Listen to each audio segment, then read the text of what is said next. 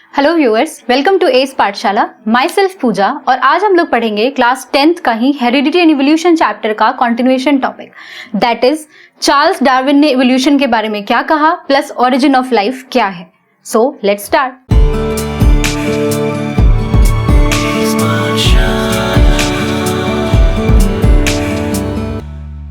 हमने अपनी last videos में जो डिस्कस किया था दैट वाज ऑल अबाउट कि इवोल्यूशन क्या होता है और कैसे एक्वायर्ड और इनहेरिटेड ट्रेट्स जो होते हैं वो पास ऑन होते हैं या फिर नहीं होते हैं। Okay, in this particular video we are going to talk about Charles Robert Darwin के बारे में कि कौन थे डार्विन और क्यों वो जरूरी है इवोल्यूशन से रिगार्डिंग, कैसे उन्होंने इवोल्यूशन की थियोरीज दी थी और जो बहुत बहुत इंपॉर्टेंट साबित हुई जब हमें इवोल्यूशन या लाइफ का ओरिजिन पढ़ना था अर्थ के ऊपर। So first of all let's discuss about Charles Robert Darwin. Charles Robert Darwin जो थे ये एक नेचुरलिस्ट थे। ओके, कोई बायोलॉजिस्ट नहीं थे, ये एक नेचुरलिस्ट थे।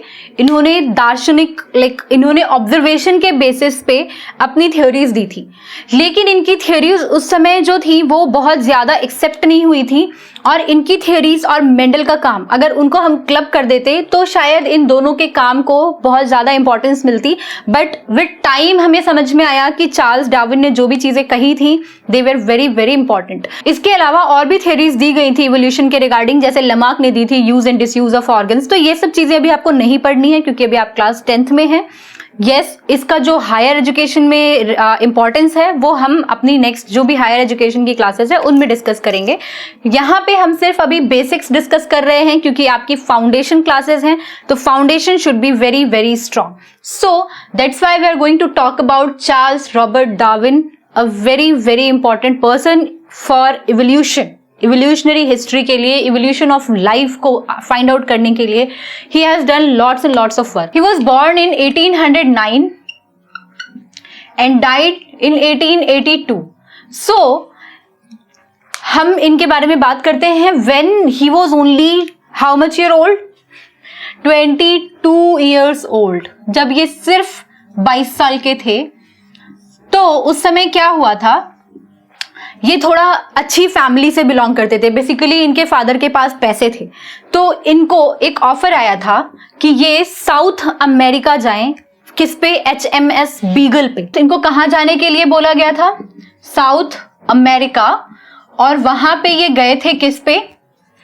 HMS बीगल पे। ये जो था ये इनके शिप का नाम था बेसिकली, HMS बीगल। ठीक है, इसकी काफी सारी वैरायटीज अवेलेबल थी उस समय में, तो ये एक बहुत इंपॉर्टेंट शिप मानी जाती थी at that particular time point of course. तो इनका जो वॉयज था वो बहुत लंबे ड्यूरेशन के लिए था, ऑफ कोर्स 3-4 ईयर्स के लिए और अबाउट 5 ईयर्स के लिए वो बीगल पे ही घूमते रहे। और कहाँ गए? ये गए आइलैंड पे। उस आइलैंड का नाम क्या था? गैलापागोस। गैलापागोस। ये आइलैंड जो है ये सबसे ओल्डेस्ट आइलैंड माना जाता है कि ये 3.5 मिलियन ईयर्स ओल्ड है। सो विद दिस थॉट कि अगर ये उस आइलैंड तक जाते हैं उस वॉयज पे, अपने लंबे वॉयज पे, और विथ दिस बीगल, तो वहां पे हो सकता है इनको लाइफ से रिलेटेड कुछ ऐसी चीजें पता लग जाएं जो इनको अपने काम को इनहेंस करने में हेल्प करें। सो व्हाट हैपन, ये इंसान 5 सालों के लिए गैलापागोस आइलैंड पे गए। इन्होंने वहां जा करके डिफरेंट टाइप की बर्ड्स और उसकी स्पीशीज को स्टडी किया। ओके, और उनको स्टडी करने के बाद व्हेन ही केम बैक, तो उसके बाद वो जिंदगी में फिर कभी कहीं नहीं गए और उन्होंने पूरी लाइफ उसी ऑब्जर्वेशन के बेसिस पे अपनी थियरीज दी, अपने बुक्स लिखी और they were very very important. अगर कभी आपको मौका लगे please do read all those books because वो बहुत अच्छी बुक्स हैं। अभी आपको शायद ना भी समझ आए बट जब आप बड़े होंगे you will get to know कि ये कितनी अमेजिंग बुक्स थी। वहां पे उन्होंने ये ऑब्जर्व किया कि जो बर्ड्स हैं उनकी बीक का शेप जो है, बीक जो होती है दैट इज चोंच, जो बीक होती है बर्ड्स की, तो बर्ड्स की बीक का जो शेप है वो बहुत डिफरेंट है। कहीं पे कुछ शेप है, कहीं पे कुछ शेप है। इनको समझ नहीं आया कि ये हुआ क्यों होगा कि एक ही आइलैंड है, island is a smaller location, तो वो उस स्मॉलर एरिया में, उस स्मॉलर लोकेशन में डिफरेंट टाइप के बीक साइज वाले बर्ड्स क्यों मिल रहे हैं हमें। तो वो जो क्वेश्चन था उनके दिमाग में, सबसे पहला क्वेश्चन यही आया। तब उनको पता लगा that is called as food partitioning. एक ही टाइप का फूड है और वहां पे एक ही टाइप के चोंच वाले अगर बर्ड्स रहेंगे और सब वही फूड खाएंगे तो उससे क्या होगा, कुछ को खाना मिलेगा, कुछ को नहीं मिलेगा, यानी कुछ की डेथ हो जाएगी और कुछ सरवाइव करेंगे। तो ये जो क्वेश्चंस थे, इसकी वजह से क्या हुआ कि बर्ड्स ने क्या किया, अपने आप को मॉडिफाई किया, अपनी बीक्स को मॉडिफाई किया, ताकि वो डिफरेंट टाइप के जो फ्रूट्स हैं, डिफरेंट टाइप का जो फूड है उसके ऊपर सरवाइव कर सके। इसलिए सबकी चोंच की शेप जो थी वो बिल्कुल अलग थी। तो कुछ स्पीशीज की अलग शेप थी, कुछ की अलग थी, कुछ की अलग थी। इससे क्या हुआ कि एक ही फूड पे अगर 50 बर्ड्स खा रही हैं तो सबको खाना बराबर नहीं मिलेगा, तो सबकी ग्रोथ नहीं होगी, कुछ उसमें से मर जाएंगी। तो वो चीज नहीं होने लगी। उससे क्या हुआ, सबकी शेप अलग अलग हो गई। तो एक टाइप का फूड एक ही टाइप की बर्ड स्पीशीज खा रही है, एक टाइप का फूड नेक्स्ट बर्ड स्पीशीज खा रही है। इससे क्या हो रहा है, हर किसी को खाना भी मिल रहा है और हर कोई आराम से सर्वाइव भी कर रहा है। This is what he observed कि this is called as adaptation. This is the thing by which we are surviving on this earth. That जितना हमारा जरूरत होती है हम उसके अकॉर्डिंग अपने आप को चेंज करते हैं। एक जनरेशन में नहीं होता, ऑफ कोर्स हम इस जनरेशन में नहीं कर सकते, बट यस ये चीजें जो हैं ये धीरे धीरे एक्यूमुलेट होती हैं। यानी जो हम चीजें अडेप्ट करते हैं या जो वेरिएशंस हम अपने अंदर लाते हैं वो क्या होती हैं, वो एक्यूमुलेट होती हैं। यानी वन बाय वन एक दूसरे के साथ क्लब होती जाती है वो वेरिएशंस, और फिर वो नेक्स्ट जनरेशन को पास ऑन होती है। और इसीलिए इसके बेसिस पे इन्होंने नेचुरल सिलेक्शन की थ्योरी दी थी। इनकी जो थ्योरी थी that was called as natural selection. बहुत सिंपल सा मीनिंग है इस वर्ड का कि नेचर जो है उसी को सिलेक्ट करता है जो परफेक्ट है, जो फिट है। ठीक है, अगर यहां पे मान लीजिए, मैं एक बहुत सिंपल सा आपको एग्जांपल समझाती हूं। मान लीजिए ये शेप का फूड है, ठीक है, इस फूड को खाने वाले जो बर्ड्स हैं उनका बीक का शेप जो है थोड़ा ब्रॉड है।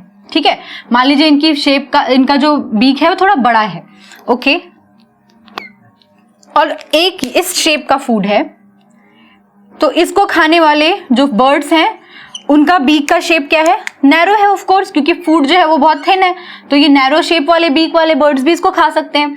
इट मींस इस पे पहले मान लीजिए 50 बर्ड्स खाती थी, सबको खाना प्रॉपर नहीं मिलता था। आधे लोगों की क्या हो जाती थी, हाफ जो थे वो या तो बहुत पतले होते थे या उनकी हाफ की डेथ हो जाती थी।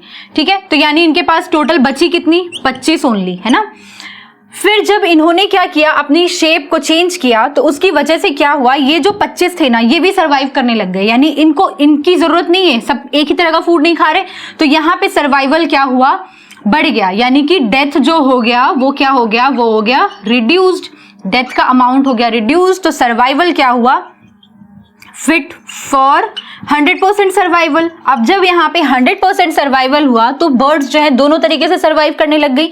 This is called as food partitioning, या फिर इसको हम बोलते हैं नेचुरल सिलेक्शन। नेचर ने सिलेक्ट किया जो फिट हैं, जो सर्वाइवल ऑफ फिटेस्ट जिसको हम बोलते हैं ना, या theory of natural selection, theory of survival of fittest.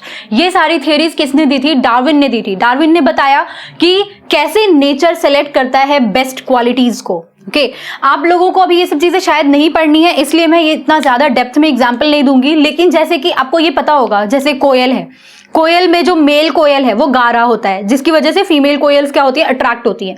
तो ये सब जो नेचर में चीजें हैं ना, ये इनका रीजन है। जैसे कि मोर, अगर आप पीकॉक को देखते हैं तो जो मोर होते हैं उनके पास ज्यादा फेदर्स होते हैं, हैवी फेदर्स होते हैं, और जो फीमेल पीकॉक होती हैं, पीहेन्स जिनको हम बोलते हैं, यानी मोरनी जिनको हम बोलते हैं, वो मोरनी जो होती हैं वो सिलेक्ट करती हैं जिनके पास बेस्ट क्वालिटी के फेदर्स होते हैं। इट मींस कि वहां पर भी नेचुरल सिलेक्शन चल रहा है, वहां पे भी सिलेक्ट आउट होते हैं हम। जैसे हम कोई स्पोर्ट्स में पार्टिसिपेट करते हैं, those whosoever is fittest, those whosoever has done more and more practice, वही जीतता है, वही फर्स्ट आता है। तो that's what happens in nature also. Survival of fittest and theory of natural selection was provided by Charles Robert Darwin, और यही इनकी थियोरी देने के बाद ही फिर इसके ऊपर काम होना शुरू हुआ कि लाइफ कैसे आई है अर्थ के ऊपर, कैसे हम इवॉल्व हो रहे हैं, हम किसको इवोल्यूशन बोलते हैं। हम लोगों ने अभी तक अपनी डेफिनेशन नहीं डिस्कस की है इवोल्यूशन की, but yes we will discuss all these things with subsequent classes. हमें अभी पहले समझना पड़ेगा कि हम बात किस चीज के बारे में कर रहे हैं, उसके बाद विल टॉक अबाउट कि इवोल्यूशन क्या होता है और हम किसको बोलते हैं इवोल्यूशन। ओके, डार्विन ने ये बता दिया कि अच्छा लाइफ होती है, लाइफ में ऐसे ऐसे सर्वाइवल होता है, लेकिन फिर भी एक क्वेश्चन पहला हमारे दिमाग में जो आता है कि लाइफ आई कहां से। हम कह रहे हैं कि सेल जो है वो प्री एग्जिस्टिंग सेल से आया है, यही बोला हमने। अपना जो हमने 9th क्लास का जो फर्स्ट चैप्टर जिसमें हमने फंडामेंटल यूनिट ऑफ लाइफ जो हम पढ़ते हैं दैट इज सेल, तो वो जो सेल है, सेल थ्योरी में क्या बोला गया, श्लाइडन एंड शॉन ने क्या बोला कि cell comes from pre-existing cell that is called as a cell theory, जो हमने 9th में ही पढ़ा है। तो अब वो pre-existing cell कहां से आया, ये सबसे बड़ा क्वेश्चन है। वही वाली बात हो गई, मुर्गी पहले आया या अंडा। अब अंडा कैसे आया अगर मुर्गी नहीं थी, और मुर्गी कैसे आई अगर अंडा नहीं था।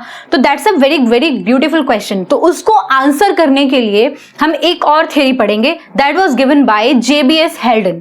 ठीक है, तो हेल्डन ने हमें बताया ओरिजिन ऑफ लाइफ के बारे में कि लाइफ कहां से ओरिजिनेट हुई है। आई होप आपको ये वीडियो बहुत अच्छे से क्लियर रही होगी, but still if you have any question, any query, please drop them in the comment box. Till then all the best, bye bye.